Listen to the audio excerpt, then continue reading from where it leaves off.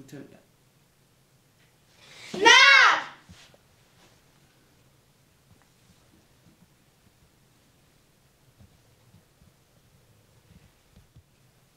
Velkommen til Næsnørd. I det her afsnit handler det om VIP-robotter. VIP-robotter er nogle meget seje robotter, som kører på genbrugsmaterialer. Den her kører på nogle tandbørster, et plastiklåg og en motor fra noget andet legetøj. Men kom med op i vores VIP-fabrik, så kan I se nogle meget seje robotter.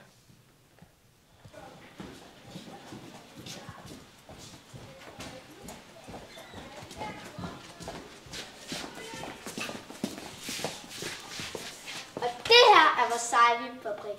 Normalt er der adgang forbudt, men i dag gør vi en undtagelse. Men lad os så komme ind. Her på vores VIP-fabrik er forskerne i gang med at arbejde. Kom, vi går over og ser, hvad parten laver. Hej, Michelle og Tobias. Hvad er det egentlig, I laver? Jeg er ved at skille en legetøjshest, hvor vi kan bruge ledningerne, og vi kan bruge sådan en motor her til vores VIP-robotter. Hvis man sætter den her motor til nogle batterier og nogle ledninger, så kan man få det til at køre. Jeg vil gerne vise jer, hvordan man gør. Nu har I fået befriet motoren. Men hvor fik I egentlig motoren fra? Den her motor, den har vi fra den legetøjshest, I så, vi skilte lige før. Så vi fik af nogle børn, der ikke gad lege med den mere, fordi den var gået i stykker. Det, så næsten alle de ting, vi har herinde, det er nogle ting, som vi har fået fra børn, der er gået i stykker, eller der ikke dur mere. Og nu vil jeg prøve på at lave en VIP-robot. Allerførst skal man bruge en børst og noget tape og 2 ledninger og et batteri. Og så den motor, vi fik fra hesten af. Nu har vi fået monteret motoren på børsten. Så skal vi have batteriet på. Og så forbinder vi det med motoren med plus og minus.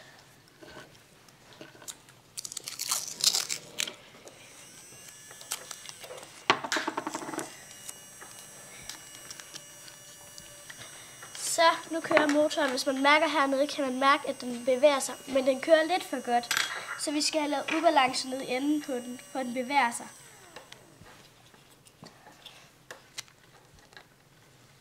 For så kører den ved hjælp af vibrationerne fra det.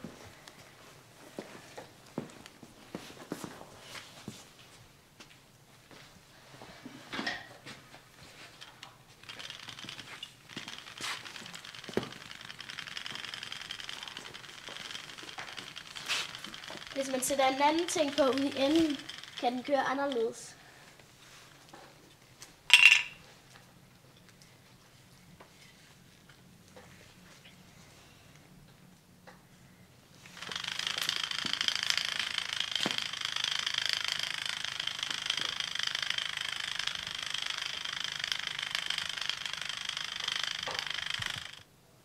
Det er jo præcis ligesom når man slynger tøj ind i vaskemaskinen. Så står den også vibrerer lidt. Men det, der fik vores VIP-maskine til at vibrere, det var det her stykke plastik-legetøjs hestefod. Ja.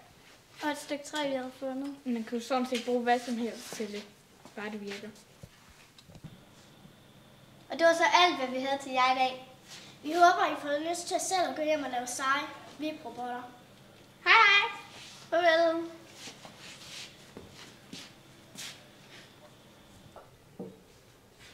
VIP-robotter er lavet af ting, som du skrotter. Nørd!